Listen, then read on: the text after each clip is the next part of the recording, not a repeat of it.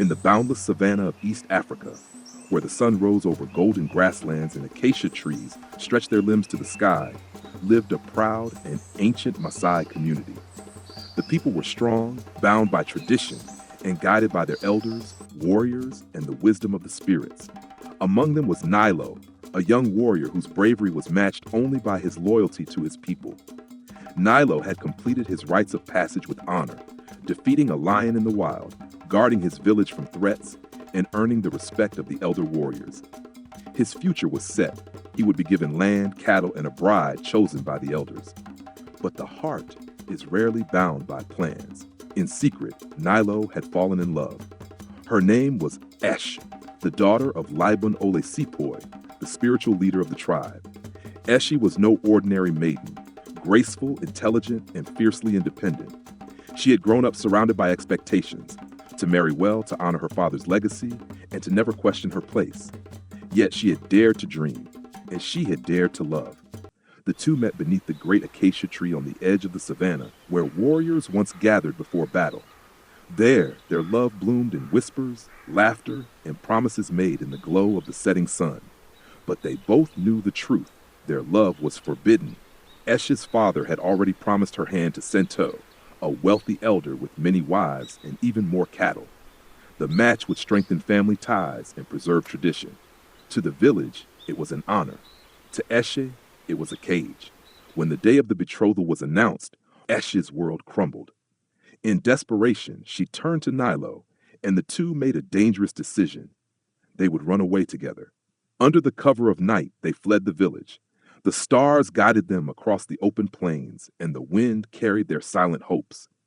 But freedom was not easily earned. A betrayal from someone close led warriors loyal to the Laibon straight to them. They were caught near the river that marked the boundary of the Maasai territory. Eshe struggled as her father's men restrained her, and Nailo, refusing to flee, stood firm with his spear in hand. Yet he could not raise it against his own people. He was captured, and Eshe was dragged away. Word of their defiance spread through the village like wildfire. Shame, anger, and disbelief followed. Some called for Nailo's banishment. Others demanded punishment for Eshe's disobedience. But at the heart of the conflict stood a simple truth. Two hearts had chosen love over law. Laibon Ole Sipoi was torn. As a father, he saw his daughter's pain. As a leader, he feared the erosion of tradition. It was then he invoked the law of the ancestors, a sacred challenge, a final test to prove if Nailo's love was truly worthy. Nailo accepted without hesitation. He faced the tribe in a ceremonial challenge of strength, endurance, and wisdom.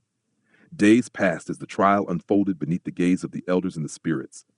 And in the end, Nailo stood tall, not just as a warrior, but as a man of unshakable honor.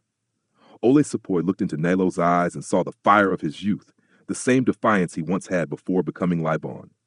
In that moment, he understood. He raised his staff and declared that tradition would bend but not break.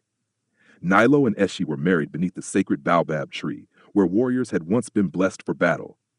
This time, it was not for war, but for love. The village rejoiced, and a new story was born, of a love that defied rules but not respect, a love that found its place beneath the sun-drenched skies of the savannah. And to this day, the wind that dances across the plains whispers their names. Nailo and Eshe, the ones who loved beyond the boundaries of tradition.